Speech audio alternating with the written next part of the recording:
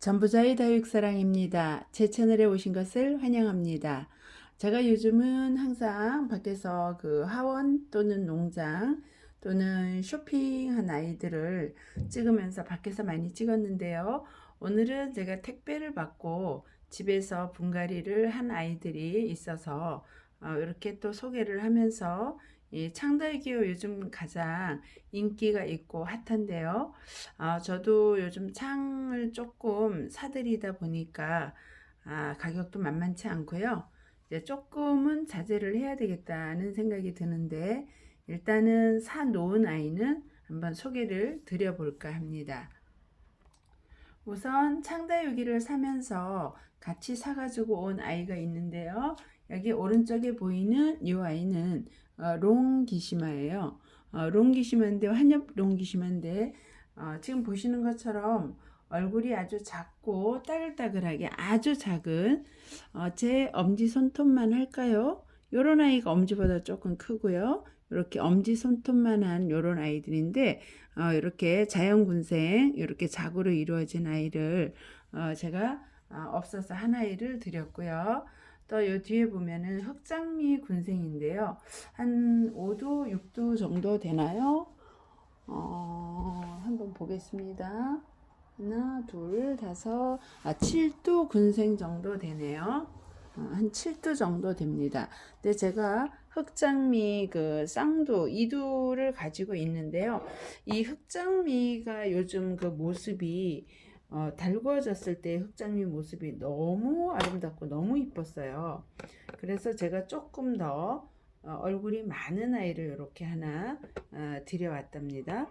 이 아이가 지금 가장 그 물들미 이쁘고 정말 정말 한상이었어요. 그래서 흑장미 군생 하나에 드렸고요. 이 앞에 보이는 조그마한 창다육이는 많이 작은 아이예요. 그런데 이 아이가 그 스프리드 마리아예요.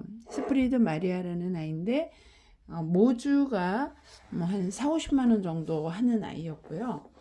요즘 창값이 뛰다 보니까 한 달 전, 두 달 전에 알았던 그 가격에서 몸값이 50%, 60%씩 뛰더라고요. 그래서 모주를 사는 게 너무 부담스러워서 그 모주에 달려있던 자구가 있었어요. 두 아이. 그 자구를 하나에 받았습니다, 제가. 근데 요 지금 작은 아이, 요 정도 지금 되는 아이인데요. 요 자구를 5만 원에 받았어요. 모주는 40이었는데 지금 모주 값은 훨씬 더 비싸게 달라 하더라고요.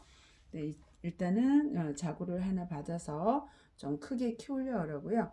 저 뒤에 보이는 아이는 조금 더 대품이에요. 앞에 아이보다는 한 10cm 정도 될 것 같은데 이 아이는 몸값을 아주 거한 요즘 아주 가격이 좀 나가는 마제스타예요. 얼굴 한번 보여드릴까요? 네, 이 아이는 이렇게 생긴 마제스타라는 아이고요. 이 아이는 지금 한 10cm 정도 되는데 이 아이가 얼굴이 한 20cm 근처가 되면은 가운데가 자동으로 철화로 바뀐답니다. 또 이런 다육이들이 있더라고요. 제가 지난번에 누리다육이를 가서 창종류를 많이 소개해 드리다가 마지막에 제가 그런 얘기를 한 적이 있어요. 여기 참 특이한 아이가 있습니다. 이 아이는 특이하게도 그 안에가 그 새 자구가 로zet으로 나오지 않고 무슨 꽃잎의 꽃술처럼 나온 다육 이 창이 있습니다라고 한번 얘기 드린 적이 있어요. 그때는 제가 그 아이가 그 마제스탄지 또는 그게 뭐 창으로 변하는 건지 모르고 그때 이제 물어본 기억이 있거든요. 근데 그때만 해도 그냥 좀 변이가 있는 또 이 아이가 묵으면 이렇게 변한다 그랬는데요. 요즘 이 물건을 가지고 업계에서는 굉장히 핫하게 얘기가 되는데요. 어쨌든 제가 산 이 마제스타라는 아이는 지금이 한 10cm 정도고요. 이 아이가 한 20cm 정도 자라면 이 안쪽에서 나오는 새 그 로zet이 그 이렇게 그 일반 그 로zet처럼 뾰족뾰족 나오는 게 아니라 꽃술처럼, 그러니까 가운데서 철화처럼 엮이는 그런 그 다육이에요. 그래서 가격이 아마 제가 최근에 산 그 창류 중에 가장 비싼 아이일 것 같아요. 그 뭐 원래 이 마제스타를 소개하는 어느 다육 그 카페는 보니까요. 그 수년 동안 보석 같은 그 다육이 하나의 그 하나를 모주로 번식시킨 품종으로 시중에서 유통되는 마제스타 그 원종 마리아 철화와는 다른 품종이다라고 뭐 이런 또 글이 있는 마제스타도 봤거든요. 그 대표적인 품종 특징이 어렸을 때는 쌩얼이고 성체로 20cm가 되면 철화로 되는 대용종이며 원종 마리아와는 달리 물이 깊고 두껍게 들며 손톱이 짧고 입이 두껍고 한여성을 띄었다라는 그런 또 글귀가 있는 마제스타를 봤습니다. 그러니까 이 아이도 지금 10cm니까 한 20cm 정도 자라면 자동으로 안에서 철화로 엮여서 만들어지는, 그래야만 그게 마제스타라고 한다 그러네요. 그래서 저도 이 아이를 마제스타로 샀고 또 20cm 정도가 자라면 그렇게 안쪽이 철화로 바뀌는지 보기 위해서 우리가 이제 기르는 방법이 이제 또 있어야 되죠. 우리가 뭐 모든 다육이를 구분하고 이름을 다 찾고 이러는 게 어려워요. 이제 저도 초보일 때는 제가 아는 상식의 어떤 모습을 보면 얘는 뭐다라고 단정 지어서 불렀는데요. 요즘 특히 이 창다육이는 얘가 뭐다라고를 부르기가 참 어렵더라고요. 첫째는 제가 그것을 구분하는 능력도 부족하지만 워낙에 교배종이 많이 나오고 워낙에 비슷비슷한 아이들이 많이 나오다 보니까 정말 이거를 농장에서 키우시는 분들조차도 아니다 기다라는 논란을 많이 하고 계시더라고요. 그리고 우리가 이제 그래서 저 같은 경우는 대체적으로 창을 굳혀서 색깔을 보기보다 저런 아이들은 이제 키워야 되는데요. 그 창류를 키우는 것도 우리가 일반 다육이도 모두가 환경에 따라 다르겠지만요.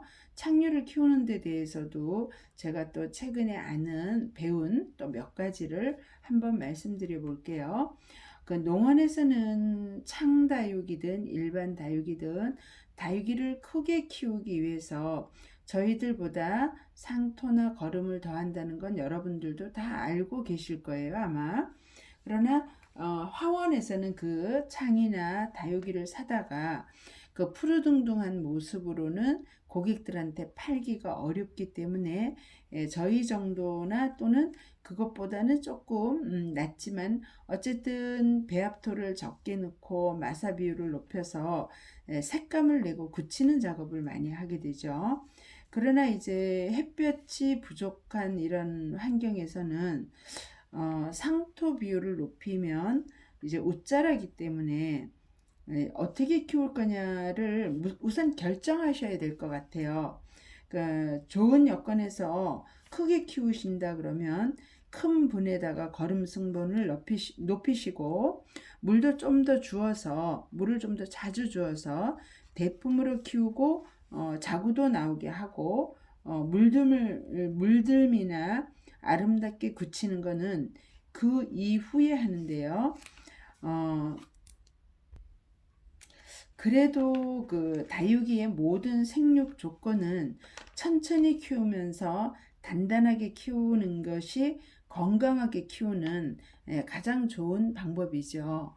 그러나 저처럼 또는 뭐 이렇게 화원이나 또는 이런 농원에서는 작은 아이를 갖다 키워서 그 상품 가치를 만들기 위해서는 환경만 좋다 그러면 이 다육이들을 저희들이 생각하는 것보다 훨씬 많은 그 상토와 거름 성분을 주어서 키운다는 거. 그런데 저희들이 또 그 아이를 가져와서 굳히기를 못하고 물 조절을 못하면 또 쉽게 녹여서 저희가 잃어버리기도 하는데요. 환경에 따라서도 많이 좌우가 됩니다. 예를 들어서 수분 증발이 적게 되거나 그늘이 지거나 해가 덜 들어오거나 이런 집에서 키울 때는 어쨌든 상토 비율보다 마사 비율을 높이시고 환기에 더 신경 쓰시고 물 주는 거는 타이밍을 좀 더 늦춰서 한 달에 한 번 정도 주시고요. 또 저처럼 창다육이는 저는 창유와 그 화이트 그린 이쪽은 항상 분을 크게 쓰시라고 말씀드리잖아요. 그거는 이제 이 분질을 하거나 몸집을 불리거나 이러기 위해서인데요. 환경이 열악해가지고 나는 빛도 안 들어오고 또 환풍도 되지 않고 이렇다 그러면 반드시 거름은 상토 비율 낮추시고 마사 높이시고요. 화분도 적게 쓰세요. 그렇게 해서 다육이를 천천히 건강하게 굳혀가면서 키우셔야 여름이나 물을 좀 과하게 줬을 때 녹는 현상을 막을 수 있어요. 그러나 또 좀 아시고 또 고수님들이거나 또는 조금 이 아이를 키워서 자구를 본다거나 몸집을 불린다거나 이런다면은 상토 비율을 좀 더 높게 주시고 화분은 지금보다도 더 큰 게 더 좋아요. 크게 하시고 물은 좀 더 많이 주시고요. 그러나 거기에 합당한 조건이 돼야 되겠죠. 햇볕의 일조량을 충분히 보여줘야 되고 환풍기가 있어서 늘 그 물을 주고 났을 때 물은 빨리 말려줄 수 있는 이런 상태를 만든다면 창다육이도 일반 매니아들도 크게 또 성장시켜서 자구도 보고 또 우리가 이 자체의 아이가 건강하게 자라는 것도 볼 수 있을 것 같아요. 그리고 이제 또 우리가 이제 잘못 알고 있는 것 중에 저도 그렇게 알고 있어요. 다육이는 거름이 필요 없다 그러는데요. 거름이 없이 마사 성분에만 키운 다육이가 처음에 짱짱하고 웃자라지 않고 좋지만 우리가 모든 그 생육 조건에 있는 모든 것들은 그들이 먹고 살 어떤 거름이 있어 주어야 건강할 수 있고요. 창다육이도 거름이 없이 오래 자란 다육이들 그 에너지가 없어요. 말하자면 어떤 생육 조건이 있는 환경일 때 쑥쑥 자라나는 그 모습을 보기가 어렵고 색깔만 보고 굳힐 수 있는데 결국은 건강하지 않기 때문에 오래 함께 할 수 있는 반려식물로 크는 건 조금 어렵기 때문에 적정량의 거름이나 영양을 주시는 게 좋다고 저는 생각합니다. 특히 저 같은 경우에는 방울복랑금이나 화이트 그린이나 창다육이 키우는 걸 좋아하는데요. 이런 아이들을 키우는 거는 항상 거름과 약, 칼슘 함께 동반하고 따라다니는 것이 좋다라고 생각이 듭니다. 모든 판단과 기준은 각자 자기 환경, 자기의 생각, 자기의 스타일에 맞게 하겠지만 제가 키우는 스타일은 이렇다는 거 오늘 한번 말씀드려 봤습니다. 네, 오늘은 제가 드린 조금 거만둥이 우리 마제스타 소개 드렸고 스프리드 마리아 이 아이도 작지만 사실 이 작은 아이치고 가격이 만만치는 않았어요. 근데 제가 좀 대품으로 키워보겠습니다. 그래서 저는 이 아이 비율을 한 40% 정도 쌍토 비율 넣어줬는데요. 참고적으로 제가 오늘 방울복랑금을 집에 있는 환경이라 분갈이도 해주지 않고 작은 분에 키웠는데요. 제가 오늘 키핑동에다 이제 다육이를 갖다 맡겼기 때문에 모든 그 제 방울복랑금을 오늘 분갈이를 다 했어요. 조금 늦었지만 그래도 좋은 조건에 옮겨갔기 때문에 지금보다 몸집을 그 화분을 배로 늘렸어요. 그거를 하면서 제가 8개월 전에 분갈이 해줬던 제 방울복랑금, 저는 늘 말씀드리잖아요. 상토 30에 그 외의 것 70을 넣어서 분갈이를 하는데요. 제가 오늘 흙을 쏟아봤는데 그 안에 상토 성분은 하나도 남아있지 않았어요. 그 뭐 제가 가지고 있는 뭐 에스라이트라든가 녹소토, 훈탄 이런 것들은 뭐 마사 남아 있었지만 상토 성분들은 이 아이들이 자라면서 흡수를 하는지 그 상토 성분이 늘 때만큼 있지 않고 모두 소진된다는 거. 그러니까 저희가 분갈이를 안 하고 오래 두면 이 아이들이 흡수할 수 있는 영양분이 없다라고 생각이 들거든요. 물론 마사 위에서 크지 않고 건강하게 굳게는 자랄 수 있지만 때로는 에너지가 부족한 다육이가 되지 않을까라는 생각을 하면서 영양을 주지 않는다면 분갈이를 좀 더 자주, 분갈이를 자주 해주지 않는다면 우리가 영양제를 조금 보충은 해줘야 된다라는 생각을 한번 제가 해보면서 오늘은 영상 여기서 마치고 이 다음에 또 다른 아이 소개시켜 드리면서 또 영상 마감하겠습니다. 오늘도 많은 시간 여러분들 영상 감사합니다. 네, 또 뵙겠습니다.